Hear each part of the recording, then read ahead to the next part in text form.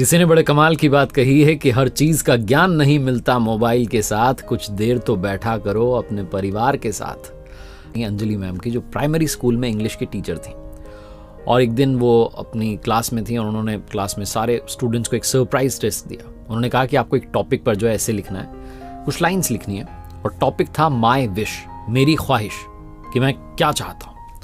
तो सारे बच्चों ने अपना अपना जवाब जो था आंसर शीट में लिख दिया, मैम को कॉपीज सबमिट कर दी। मैम घर आ गई, घर आकर के कॉपीज चेक कर रही थी, और उनके हस्बैंड जो थे वो मोबाइल में लगे हुए थे, गेम खेल रहे थे, सोशल मीडिया चला रहे थे, बिजी थे। उनको पता भी नहीं था कि उनकी वाइफ जो है कॉपी चेक कर रही है, पास में बैठी हुई है। सब अपने अपने काम में व्यस्त थे घर में।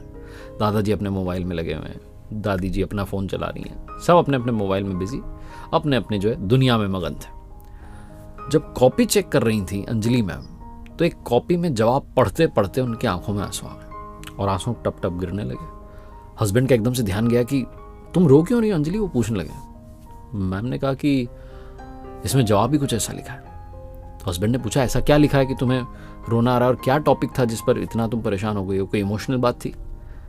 अंजलि मैम ने कहा, नहीं, टॉपिक तो बहुत आसान था। मैंने बच्चों से कहा कि आज माई विश, मेरी ख्वाहिश पर कुछ लिख करके बताइए, और एक बच्चे ने कुछ ऐसा लिख दिया है जो पढ़ करके मेरी आंखें नम हो गई हैं, मैं समझ नहीं आ रहा है क्या करूँ। हस्बैंड ने पूछा, नहीं क्या लिखा है?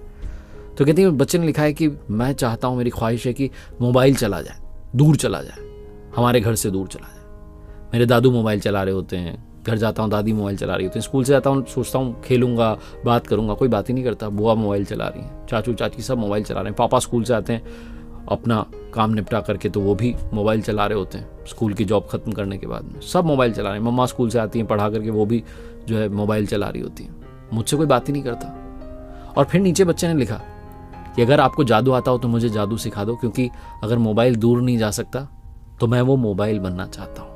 मैं वो मोबाइल बनना चाहता हूँ जो अपने दादू के पास रहे। मैं वो मोबाइल बनना चाहता हूँ जिससे दादी को बड़ा प्यार है। मैं वो मोबाइल बनना चाहता हूँ जो बुआ जिसमें दिन भर व्यस्त रहती हैं।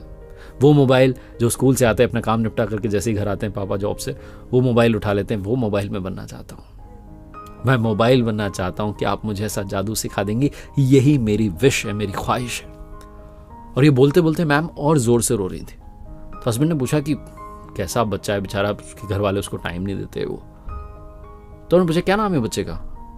अंजलि मैम और रोने लगी, कहने लगी, अपने गोलू ने लिखा है, अपना बेटा मनीष जो मेरी ही क्लास में मेरा स्टूडेंट भी है, और वो ये लिख रहा है कि उसे घर में कोई टाइम नहीं देता हूँ, मोबाइल बनना चाहता है। हम इतने बिजी हो गए कि अपने ही बच्चे को टाइम नहीं दे पा रहे हैं, वो चाहता है कि मोबाइल बन जाऊं। ये कहानी उन मैम की, उनके बच्चे की नहीं है, कहानी हम सब की है। हम में से ज्यादातर लोग सिर्फ मोबाइल के साथ चिपक गए हैं।